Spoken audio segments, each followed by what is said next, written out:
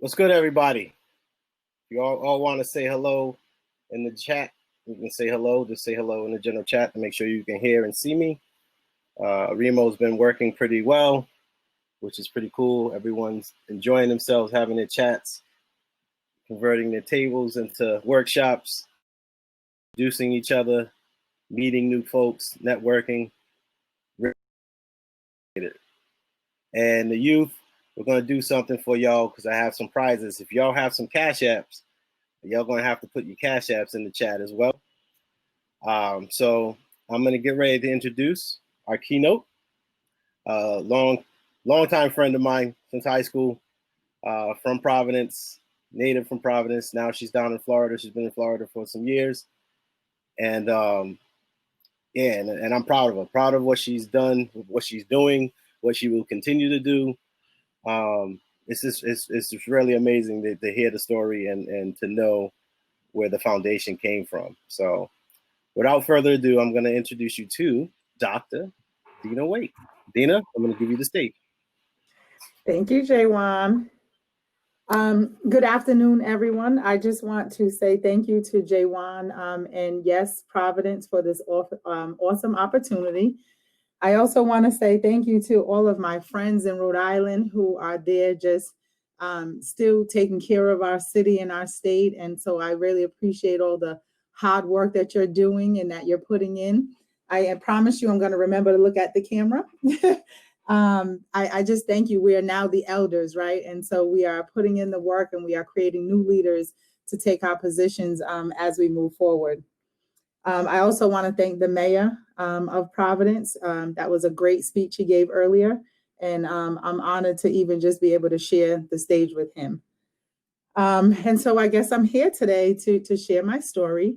It's been a long road. I recently graduated from the University of North Florida with my doctorate degree in educational leadership, but I started with my GED. I started with 6 months left to go in high school, and I dropped out. School was just not for me anymore. As much as I loved learning, I did not love the institution, education as an institution. Class from 9 to 3, switching classrooms. I was a social person, so I loved the social aspects of school. And I did love learning. I just didn't like the structure of it. And, it's like, who's going to tell me when I can go to school or when I have to be in school? So I dropped out and I started working, and I was working in a factory. And I think I remember I was making about $5 an hour. Minimum wage was really low back then. We're talking about 1993, 1994. And so as I am sitting there working in this factory, I realized, oh my God, this is not what I want to be doing all my life. I do not want to make earrings for the rest of my life. I do not want to inspect earrings for the rest of my life. So I said, hey, it's time to go back to school. And I go and I say to my supervisor, I have a GED test lined up and I'd like to take that test. And she told me no. And so I quit. Now that some people are not fortunate enough to do that, but I was, still only 18, 19 years old. So I was able to say I quit. I still had some other things that I could do in the streets of Providence that I'm not proud of, but, was able to survive. But I went back and I took my GED test and I passed it. And in 1997, I enrolled at the Community College of Rhode Island. And actually, no, 1995, I enrolled at the Community College of Rhode Island. I remember because I just had my daughter and she was 1. So 1996, I need to get my years together here. So spring, January 97, I started college at the Community College of Rhode Island. And I just continued to push forward. I was working full time at Brooks Pharmacy right there on Broad Street. I don't know if it's Brooks. It went from Brooks Pharmacy to Rite Aid. Somebody let me know in the chat if it's still Brooks Pharmacy on Broad Street. Right there by Public Street. Nope. Jaywan says no. It's been a while since I've been home, y'all. So I was working there, and then, it's a Family Dollar. Okay, so I was working there and going to school and just taking care of my daughter, doing everything that I had to do. I graduated from CCRI in 1999 or 2000. And when I left there, I got employed at MetLife. And I was at MetLife for the summer. Again, I was like, okay, this associate's degree, it's not enough for me. I need more. And I knew that I just wanted to continue my education. And again, MetLife was like, oh, you're going to have to stop when we tell you to stop, and you're going to stop when we tell you to stop. And I don't like to be told what to do. I don't know about you, but I don't like to be told what to do. And so I said, thank you, but no, thank you. I'm going to just take this and I'm going to go back to school and I'm going to get my bachelor's degree, and with my associates, I thought I was hot stuff, right? I got an associate's degree. Who's going to tell me what I can and cannot do, right? Because I'm hot stuff now. I got a degree. So, I left MetLife and couldn't find a job. Could not find a job. Thank God for public housing. Thank God for public housing and state assistance. If you use it for what it's meant for, then it can definitely be a step in the right direction. It can definitely help you as you're trying to help yourself. And so from September of 2000 till about December, I must have sent out about 100 resumes. And I got like maybe, 2 interviews. And one of them, the lady was like, oh, well, I can't hire you as the bookkeeper, but I do have an AmeriCorps position if you're interested in that. And I was like, okay, well, I don't know about that. Because again, AmeriCorps volunteer, you want me to volunteer? Like, I just went to school for 3 years. I'm a volunteer.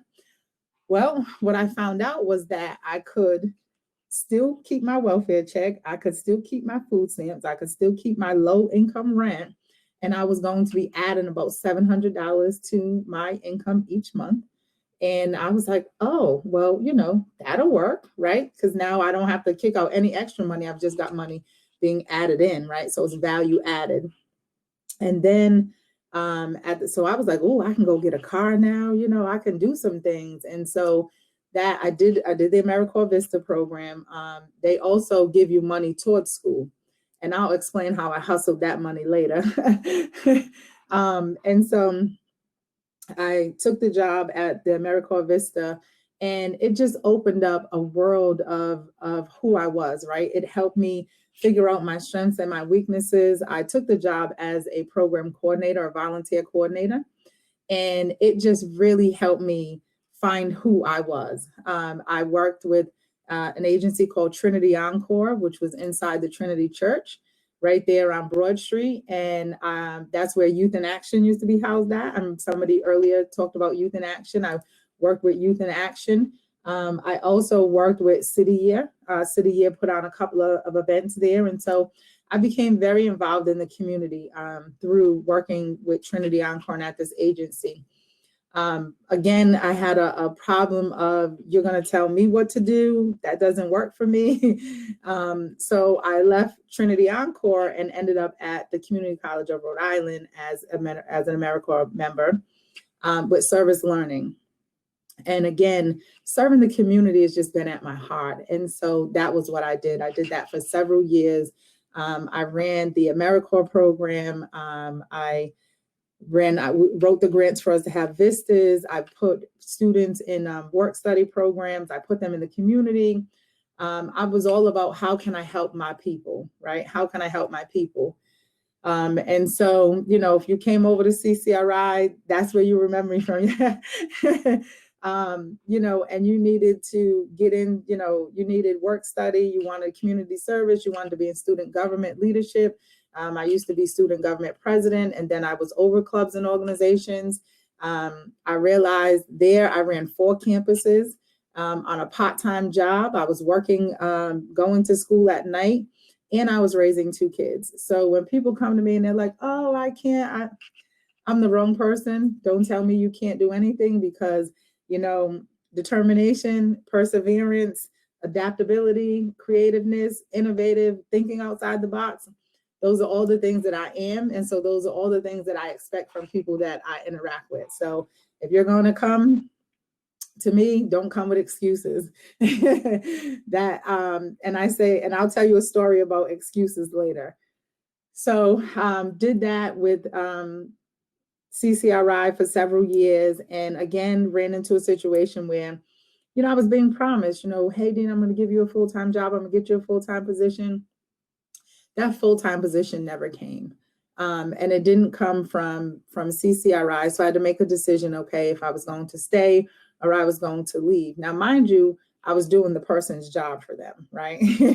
I was making them look good. And so I said, yeah, this is not going to work for me. Thank you for the opportunity, but I'm good. And lo and behold, I applied to a master's program. I graduated, got my bachelor's degree. And then I was applying to a master's program, and I was going to go to the University of Rhode Island, and I was going to get a master's in college student personnel, and I was going to pay for it out of pocket.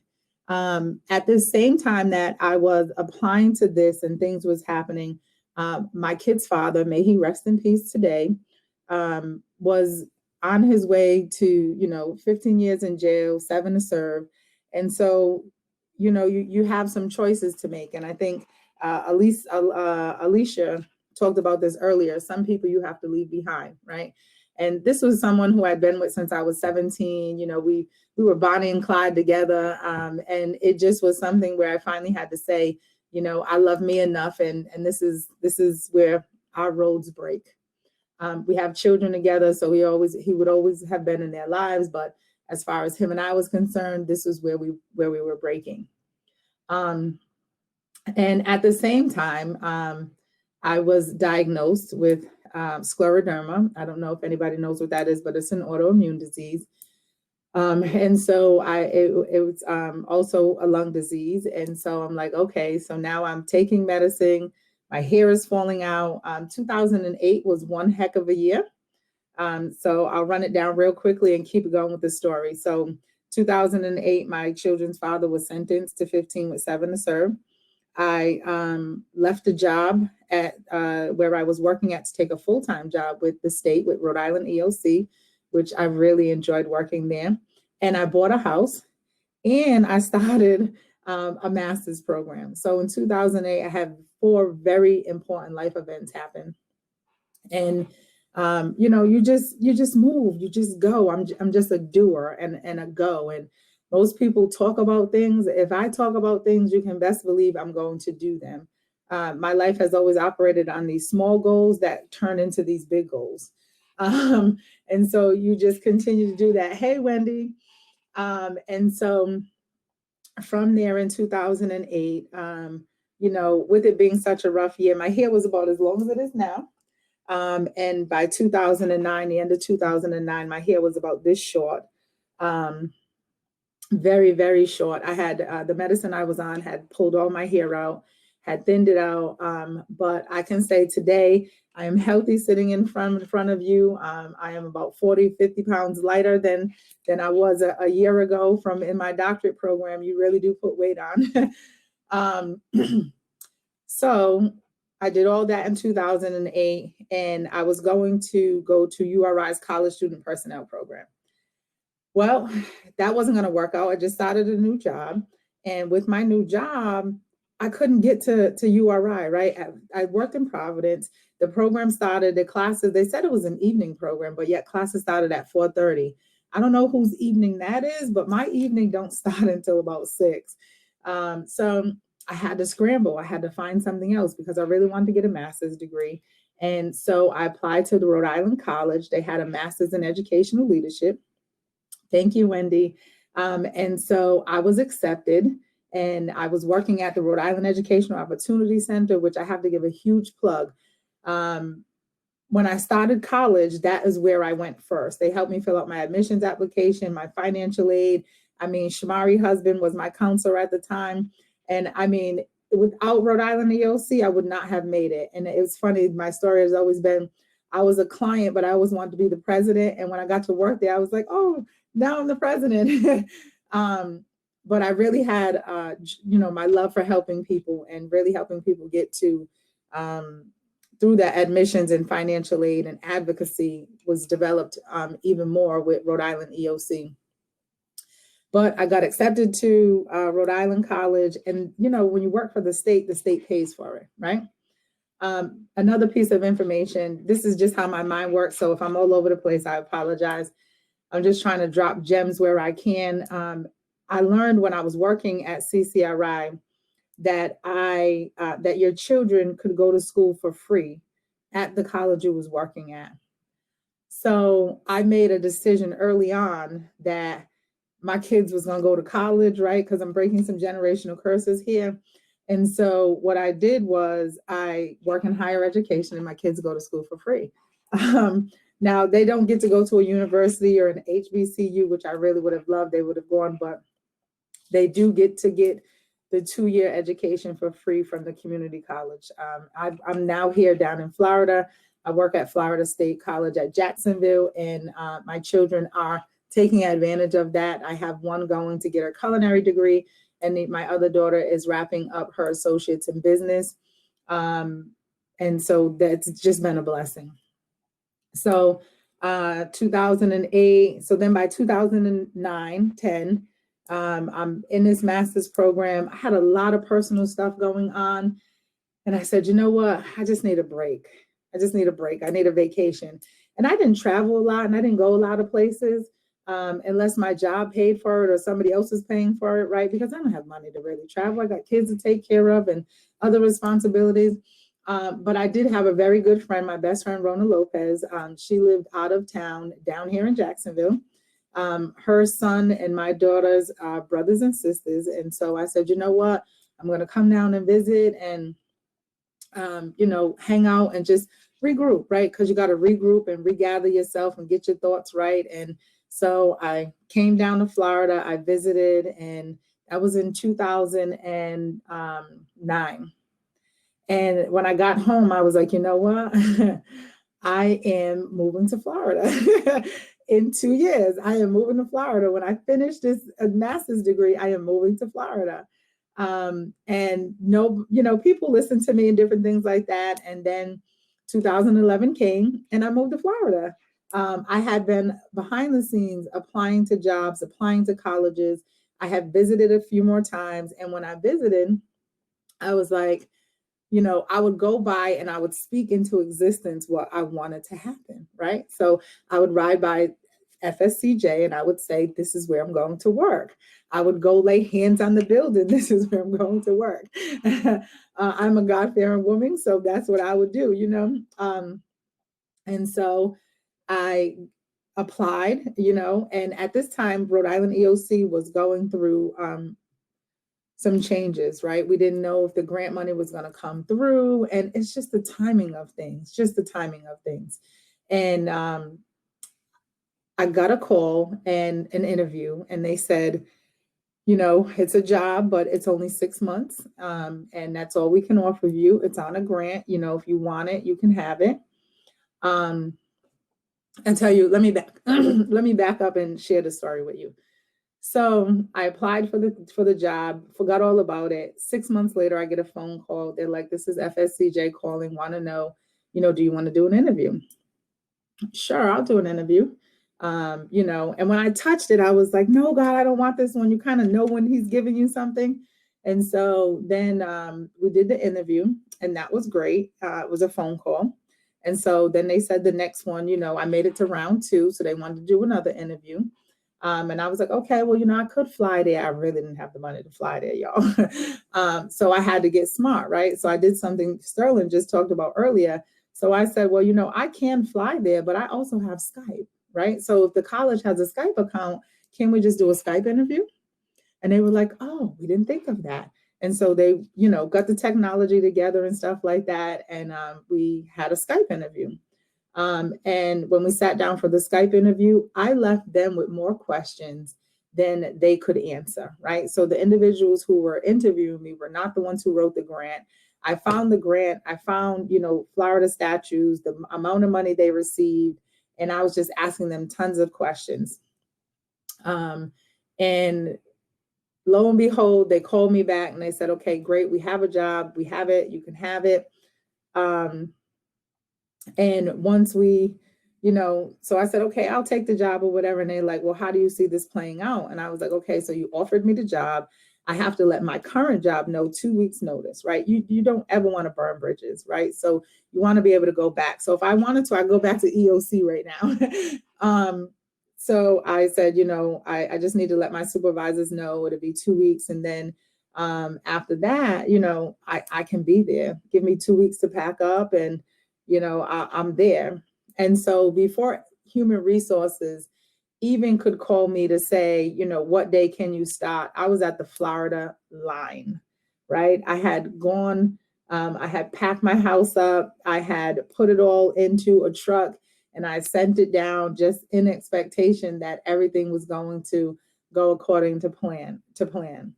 Now, I don't lead with this and I don't share this too much anymore, but at the same time, so I had a felony on my record at the time, right? And so they asked the question and I answered it honestly, and it didn't matter, right? I had finally gotten to the point where I was more valuable, and my education, my knowledge, my skills, and my abilities far outweighed what I had done in the past. And so I took the position. I got the call. I was on the line. My supervisor at the time called and said, when can you start? I was like, I'm at the line right now. I could start tomorrow. And she was like, no, Dina, take a couple of days to go ahead and get settled. And, we have a meeting next week, next Thursday. Won't you show up to that meeting? And I said, okay, awesome. And I showed up to that meeting. And I've been on the rise ever since being at FSCJ. So I started off as a student engagement coordinator. And then from being a student engagement coordinator, I moved up to a program coordinator, actually project coordinator, where I was then managing the project. So I went from managing a $240,000 grant, which I had 6 months to spend, and 6 months, no guarantee of a job after this, right? And I told them at the time, well, my Father in heaven gave this to me, so he's already got this plan laid out. I need to show up with my knowledge, skills, and abilities so he can do his part. And so that's what pretty much happened. After 6 months came, the grant ended. They moved me to another grant to hold my position while they wrote it into another grant so that I could keep my medical and my benefits and not have a disruption of services. And so I did that. And then, so they put me in a position to hire for the position I was sitting in so that I could move over to my new position. So I hired the person that was going to fill my position on the STEM grant. And then I went over to the adult education program where I was the project coordinator. And at the same time, the person who used to sit in that position had gotten hired under as a professor. So once I got in the position on an interim basis, it was immediately revised to be a higher level position of a program coordinator. So now I've moved up from, I went from a $240,000 grant to running $1.2 million grant. So now I'm running a $1.2 million grant, overseeing a program that's on 4 campuses. Our school right now, back then our school was serving 60,000 students. FSCJ last year served 45,000 students. The adult education program was serving 6,000 students at that time. And I now became the supervisor of, indirectly supervising and providing guidance to about 20 employees. And I then had about 2 or 3 colleagues where we kind of coordinated and worked together and ran the program. So it was an interesting time, right? And people will tell you can't do things. Like they told me I would never be able to take this program. Open enrollment is where students can come in and go however they please. And it really causes an attendance nightmare. So we was able to turn the program and make it into a managed enrollment where we now have a begin date and an end date. And there were a lot of things that I was able to accomplish during my time with the adult education program that they said I wouldn't be able to accomplish. This next key piece is always bring your best to the table because you never know who's watching.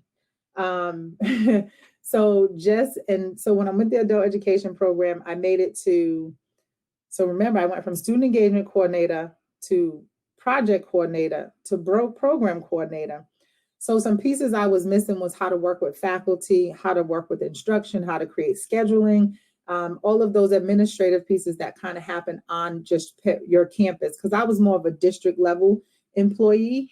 And so I took a position as an instructional program manager with adult ed and learned the other side of the house, as they would say, right? So now I learned how to work with faculty. I learned how the curriculum is set up. I learned how to run my own campus, basically. And then I went back to, and that was for a small campus. And then I moved back to downtown, and I was kind of running two campuses at once, right? So when you know how to do things well, people tend to pull on you. Which is needless to say, I love to step up to the plate because it just challenges me and stretches me. And so I did that, and I did it so well, and you never know what you're being prepared for. So I always took on the attendance, the policy pieces, the advocacy, making sure we got our information into the state on time, that we were in compliance with the grant rules. Well, lo and behold, the director of state and federal reporting for our institution left, and I ended up in the position.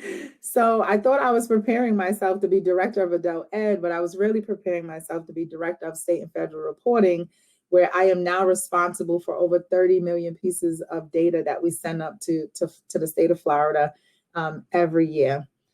So I am responsible for everything that goes to the state, and then the state sends things up to the federal government, which is through IPEDS, which is the post-secondary education database system. And so that's where I sit now as the director. I've been in this role now for, let's see, April to April would be a year. So almost 18 months. I really enjoy what I do. And like I said, and this whole time I'm still going to school at night, right? So just think, I started in 1997 to 2020. It's been a 23-year educational journey. And I'm still not done. I am done with degrees, but now I'm on the certifications. And I say certifications, I have a global career development facilitator certification. I'm working on getting a resume certification. I want y'all youth to understand something. Education can be formal, informal, certifications, apprenticeship programs. It's your path, right? And so you have to let your path find you, and it will find you. And so now, I've done all this formal education, and guess what? All my formal education works for my day job, but what with good old resources, educational, and career services, it's something totally different, right? I'm going to need certifications to prove that I can do these other skills. And my knowledge and just personal experiences with the financial aid process, of course, will help me on the education side. But the career service side, people are looking for you to have certifications. And when I say education, it could be, did you teach yourself? I'm not great at that. I'm only great at that through trial and error. But, we have a lot of, if you know your history, you have a lot of people who were self-taught, right? So education is taking your knowledge and what you know and applying it to your life or to the betterment of society, right? So how can I become a better citizen, right? How do I give back to the space that I live in my community? And so that's what education is about. It's being informed. It's, something you can make a living off of. It does not necessarily have to be the lifelong journey that I took. And for me, and this is how my life unfolded, each degree opened up a new opportunity, right? And I just took advantage of those opportunities as they presented themselves. And so I knew, when I had the associate's degree, I wanted to work at EOC. Well, I couldn't get to EOC unless I had a bachelor's degree. So that was my driving force, right? And then I was working with the dean of students. Well, you can't be a dean of students if you don't have a master's degree. And now I want to be a community college president, and I can't be that if I don't have a doctorate degree. And remember, I need to sit at all these tables, because if I'm sitting at this table, that means your voice is at this table. And I need to be our voice, right? So I need to be the voice for Black and Brown folks. And I need to be that diverse voice across the board. I don't always agree, right, with everything they say, but I don't always agree with everything that our people say either. And I have to be able to represent a complete picture of us. So I don't want to bore you anymore. Just stay determined, persevere through anything, stay adaptable, right? Adaptability is going to be key. Stay creative, problem solving. Let me just share this real quick. So I got on here this morning on Remo, and I was trying to, be ahead of the game, make sure I knew my way around this platform. Well, I disconnected something and it froze my entire computer. My computer screen was just shaking and just looked like it was defragged. And, my go-to is just push the power button. And when you push the power button, it should just shut your computer down after 4 or 5 seconds. Well, it wouldn't even shut down. So now I'm like, oh my God, what am I going to do? So now I take my phone and I Google, frozen screens, how do you shut it down? And so I flip my laptop over. My laptop does not have a battery pack on it that you can actually take out, right? So I'm like, oh God, what am I going to do? I got to be on here at 12 o'clock. What's going to happen? So I had to unscrew unscrew the screws off the bottom of my laptop. I had to pop my laptop open. I had to unplug the battery. I had to put the battery back in, and I had to put the whole system back together, turn it over, turned it on. And even in turning it on, it still was fuzzy and still doing some crazy things. I had to turn it on, turn it off, turn it on, turn it off.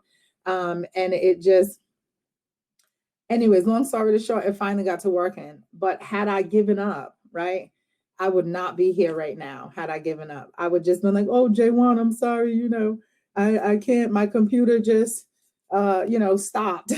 My computer just froze, and that wouldn't have been a good look, right? So whether I had to get somebody else's computer, whether I had to, build me a computer from the ground up just to be here with y'all, that's exactly what I would have done. So, things that I could leave you with. There's a poem that I love by this lady named Portia Nelson, and it's an autobiography in 5 chapters, 5 small chapters. If he's recording this, y'all can go check it out, or I'll put it in the chat. And, I just want to leave the biggest quote for me is the Nelson Mandela quote, and somebody touched on it earlier. So our deepest fear is not that we are weak. Our deepest fear is that we are powerful beyond measure. It is our light, not our darkness, that most frightens us.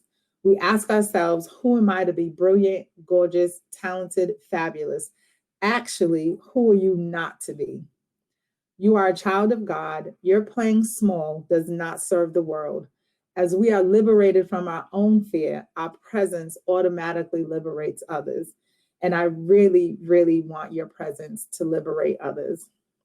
And so I'll leave you with something, one more tagline from my boyfriend. I have to give him kudos. So until next time, stay up and stay healthy. Questions? Dina, that was amazing, right? I said this journey was just very inspirational, even as an adult. I know we're here for our youth, but I know there's some adults out there in that chat just like, wow, right? So amazing that with your story. If you have some questions for Dr. Waite, there's a Q&A to the top right. Okay, so it says, so we have some questions right there. So what we'll do is I'll let you answer them and then just check them off as we go. Okay, so why did you decide to pursue your doctorate in education? My master's degree is in educational leadership, and so I did my doctorate in educational leadership.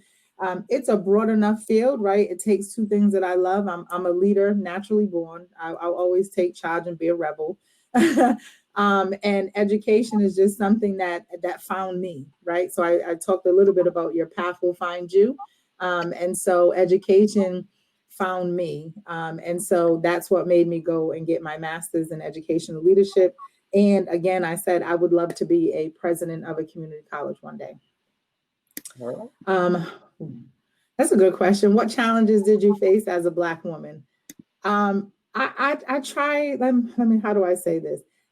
I don't notice the challenges. I won't say I'm oblivious to any of them. But I just, I live in my lane. And when you live in your lane, them challenges are just pushed to the side. I can say that in Rhode Island, though, I think I felt my most challenge was the glass ceiling, right? I didn't think that I would be able to, move around like I'm able to move around down here. I mean, I've been here for 9 years and I've moved to 5 different positions, and each one has been an elevation up. So, what kept you going despite your hardships? My children, right? So my children and my children's children, they're not even here yet. But if I don't keep going and I don't make a change, then how can something change for them? Right. So poverty wasn't enough for me. Even though I didn't really realize I was poor, it wasn't enough for me. And so I always felt like I had something greater inside of me that needed to just keep going and just keep going and keep going. And most of the time people say, you can't do something, and that's just fuel to be like, watch this. Watch me work. How did you get past the felony being a possible roadblock? I never gave it the opportunity to be the roadblock, right? Yep. So you can use it as an excuse, and it can be that, but I just chose not to. Again, I became more valuable than that, right? So now in the beginning, it's going to be a roadblock because it's fresh. It just happened. One, don't do it again. That's the first thing, right? Don't do it again. And two is just become more valuable. I mean, nobody can not hire you if they need you, right? If you got something that I need, I'm saying, oh no, I ain't gonna hire him. Now I might hire you and look at you a little closer for a little while till we build trust. But what I like about down here in Florida is that the question is actually framed, do you have a felony in the last 7 years? Yeah. Yep. And so with the 7-year factor, you don't have to answer it. Yep. But they were well aware of it when I got hired down here. And sometimes it's just, there are other people and other forces working on your side. Yeah. So how was your experience working towards your doctorate degree? I cried many a nights. The first whole year, I did not know how to write academically, as they would say. So that was a very different type of writing. And I was frustrated by the process. And I cried. There were days I cried at the end. I mean, I was like a little kid with a temper tantrum. I'm stomping my feet around the house. I'm telling people, don't talk to me. I don't want to talk to you right now. And, you breathe and you get through it and you say, okay, now you just get back in and you just keep going and you keep going. So that same resilience that I had built up and that same mental fortitude I had built up over the years, I just had to go back to it. So, Dr. Waite, before you answer the next question, right? So I want to back up a little bit, and I got to get used to that Dr. Waite because I don't know how to say Dean, but I love it. I love saying Dr. Listen, I got to get used to it. So I'm going to go back to the felony question. The reason why I put those 2 thumbs up, because like you said, we don't lead with that. And I'm going to say we because I also have a felony charge, and some people know and some don't. Right. And one of the things is, what I try to tell some of my peers around my age that face those same challenges is you don't lead with it, right? It doesn't define you. I say, you're not a felon. You have a felony charge. When people tell you and label you, that's the problem, right? So part of the reason why I'm a consultant and work for myself is for that reason, right? If they don't hire me, I hire me. Exactly what Dr. Waite said. It's like you have the skill set, you can apply it. So I just wanted to put that out there because there's misconceptions just on that, and just I want to dead it, right? So it's like, I want to dead it. But I have a question. You mentioned certifications. So you spent 23 years pursuing your doctorate degree. It took me 20 years to go back to school. So it's like, and it was my son who challenged me. My son graduated from URI, and he's like, Dad, you said you were going to go back to school, right? So he's already got his degree. My wife's got her master's. You know what I'm saying? My son right now in his junior year in college, and my daughter's in high school. And I'm still on the fence, Dr. Waite, because I'm like, I'm going to school and it's that traditional setting of lecture base that is challenging for me. And so I'm really big into micro-credentialing, right? Because that's kind of how I built my skill set over the years of not going to school for 20 years, right? I Correct. doing this programming, right? Doing computers Correct. and teaching myself graphic design and just everything I do is just dive in, trial and error. And Yes. so now I'm looking at these certifications, you know what I'm saying? These micro credentials and that might be my path, you know what I'm saying? Just to keep skilling up. I'm a lifetime learner. I know you are. You know what I'm saying? I know most of the people in the audience are lifetime learners because they're taking the time to be here. So yeah, so I just, like I said, I just wanted to elaborate more on a few things that you had said, and it's like the micro credentialing, that other stuff doesn't mean anything. You identified like you're going to make mistakes. We're all human, you know what I'm saying? But it's moving forward. My motto, Kaizen, continuous improvement. You know what I'm saying? And going from there. So what I want to do is a young lady who I want to pull on the stage. Okay. And she's going to ask you a question. Her name's Bianca. She's actually, she's one of the facilitators and presenters. And so let me grab her and she's going to. All right. So while you grab her, I just want to say, so remember, your education is usually for whatever job you're going for or whatever you're setting yourself up for, right? So you can't have a certification if you want to be a college president, right? You need a doctorate degree. You know, but if you want to be your own business person, then you can do certifications, right? And I will jump back on Jaywan. When they wouldn't give me a job, that's what I said. If you don't give me a job, I'm gonna make me a job. I'm gonna create my own job. I don't need anybody to give me anything. So absolutely. So your education or your job or what you want, your passion, your purpose, that drives your education. Your education doesn't drive it. Thank you. Thank you for saying that. So Bianca, there you go. You want to ask Dr. Waite a question? Yes. First of all, hi, Dr. Waite. Hi. I'm still getting used to that. The question I had you mentioned that you had kids throughout your presentation. So I think the first question that kind of came to mind as you were, I guess, as you were finding jobs, as you were moving, I remember you mentioned that you moved while you were, I guess, just figuring out like a plan in life. How did you balance life as a mother and then life as a learner and as a student? So I can tell you that it was difficult. And sometimes you don't realize what you're not doing, right? And so living in Rhode Island and being from Rhode Island, I have tons of family. Jaywan mentioned earlier, I mean, tons of family. My grandmother had 13 kids who have kids. I have about seven cousins that I call sisters.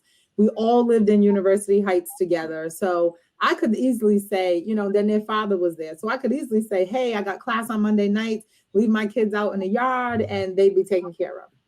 That wasn't a problem. So having that support system made it easy for me to be able to get my education. It wasn't until I moved down here to Florida that I realized how much of a village I had at home, right? They say it takes a village to raise a child. And I truly had that at home.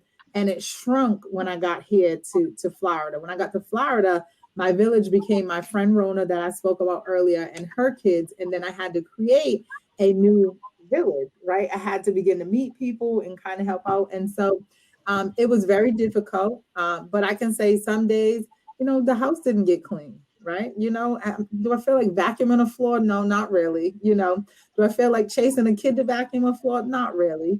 So, you know, punishment wasn't, you know, so hard in my house. And, you know, me and my girls talk now. And so there were some things with them that I could have done better. I could have been a better mom, you know, and I could have been home a little bit more. So I was hardly home, right? That makes an impact. That has an impact on young women. But we are able to talk about it now as they're young adults and we get to work on some of that stuff. So I'm thankful that I still have a chance to work on some of that stuff. But yes, in doing it all, something gets lost in something. Either you lose some work, you're going to lose some family time, you're going to lose some work time. You cannot do it all. I don't care who tells you you can. It's 100% split across however many activities you're doing. And some are going to require that you know, like my schooling, might have gotten, 50% of my time. And then my house might have got 50% of my time, and my job might have got 0%, of my mental energy. So it was difficult. Cool. Thank you, Bianca. And you want to tell her what you're working on and let Dr. Waite know what you're working on? Yeah, so I am working with David Alborn. He's here, as well as a second colleague. Her name is Junia. She's a student at Boston University, but we are trying to start up in a nonprofit organization called the Liberational Arts Collective. So we want this, and this is like tentative, but we want this to be an organization that amplifies the voices of youth in our communities, and they're already there. So we just want them to have a seat at the table. We also want this to kind of be a intergenerational mentoring model, so something that self-replicates itself over time. And we want this to be youth-led. So youth, we are up there. So we want this to be something where people are listening to us, and we are mentoring other people, and we are leading other people. So. And that is awesome. I think that the youth have the greatest voice, and that we do as adults need to get behind youth, and really just provide guidance. I'm working now with my daughter. Her and I put together a little event, small, for just her and a couple of friends, we're going to do tonight. Just helping them, get their social, emotional, mental selves together. Right. And so we just provide guidance. So I'm very proud of you, and I wish you luck. And, my information is around, or I can put it in the chat. If you want to reach out to me, then I wouldn't mind being a part of something like that. Wow. Thank you. You're welcome. All right. So I'm going to wrap up this segment so people can go back to the tables. In the next segment, I'm going to post some youth up in the next presentation, so we can give some prizes away. And Dina, there's Dr. Waite. So I'm gonna say Dr. Waite. Let me write that down. I'm gonna make sure Dr. Waite. Now this is a thank you. Thank you for taking the time. Absolutely. I want to thank the folks that are still staying on. For keeping their attention. And just hearing her story. I think it's amazing. Like I said, we've known each other for quite some time, and just becoming adult 101, just to make note to all the youth there, adulting 101. It's just cool. It's just really, really cool to hear stories inspire, stories move mountains. Like I said, people, if you share stories, you might affect one person to 1,000 people, right? So it's just, even that one person can go on and affect another 1,000,000 people from your story. So I just tell everybody, and everyone has their own, right? Everyone has their own.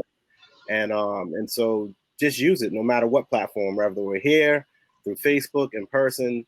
Use your story, use your experiences to try to encourage others, right? To encourage others to better themselves, and to better others. And that's kind of my goal in life, is to leave the world a little better than when I entered it, right? I can't change it. You know what I'm saying? And maybe I can. I don't know. I don't like the word can't, but I want to contribute. I want to contribute as much as I can. And I have no problem with trial and error and experimenting and piloting, because I'm normally the first one to do it in a lot of stuff that I do. Yeah. And I take the bumps and bruises, but I really appreciate your time, and I really appreciate the story.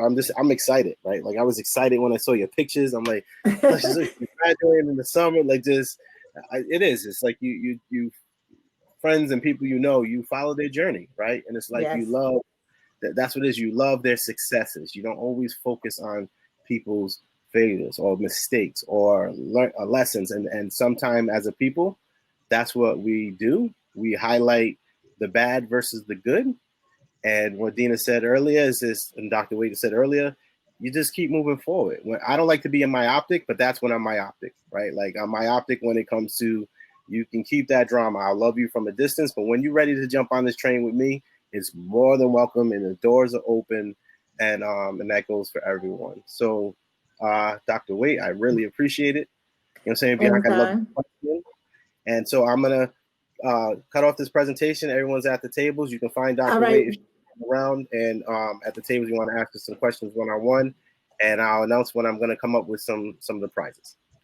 All right. So Wendy, Valerie, and Sarah, meet me at a table. Thanks, Fala.